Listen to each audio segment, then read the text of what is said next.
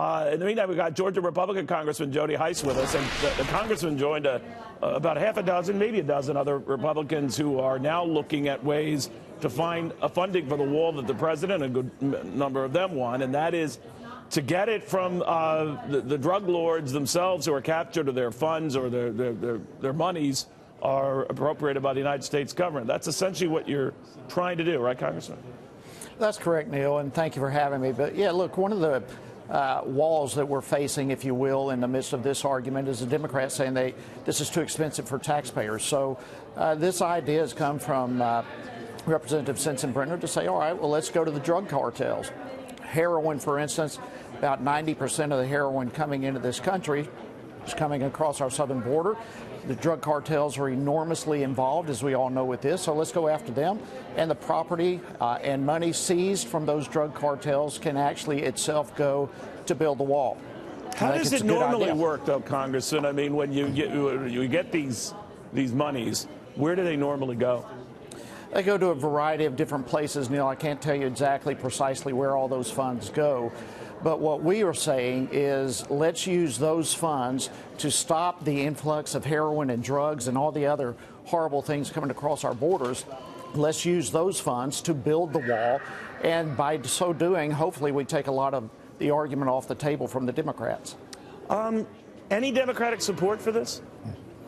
I don't know yet. That's just come off the table. I hope we'll be able to get some. We'll certainly be talking across the aisle. I think it's a very reasonable offer and something that, based on their own arguments, ought to take a major argument and opposition view off the table. You know, Congressman, the president yesterday tried to say that he never meant that Mexico is going to write out a check for the wall that we wanted to build. But he certainly said enough during the campaign that Mexico is going to pay for this. Were you surprised by that statement? Well, I mean, you always have to wonder what a person has in their mind when they make statements like that. But listen, what we're offering right now is an example of Mexico paying for it. There's a El Chapo Act. There's a lot of ideas that would enable Mexico, in essence, to pay for this, and so there's very many options that the president and many others are bringing to the table. Well, it wouldn't be the government of Mexico paying for it, right? It wouldn't be Mexico. It would be drug lords captured or their confiscated goods. In this case, it'd be the drug lords. But you know, the issue is, Neil, we've got to have Democrats come to the table. Like right now, for instance, I referred to Puerto Rico Pelosi and company. They're going to Puerto Rico this afternoon for a virtual vacation. Broadway play Hamilton is opening tonight. They're going with some of their donors on some sort of retreat, while our president has been on the border, while Republicans are at the table trying to negotiate. They're going on a virtual vacation. They are several congressmen, I don't know what the truth is here, but several say they're going there to reassure Puerto Rican government officials that they are not going to allow the president to take funds for emergency relief and that sort of thing. FEMA, what have you. FEMA's not But they're accurate. going to a Broadway play as well. I mean, the fact is we have issues right here in our country. We have a constitutional duty to defend but would you be against and protect our borders, tapping those and they're going funds? away. I understand, sir, but just to be clear, you would be against tapping those funds from other areas like emergency relief, aid, and all of that to pay for this wall?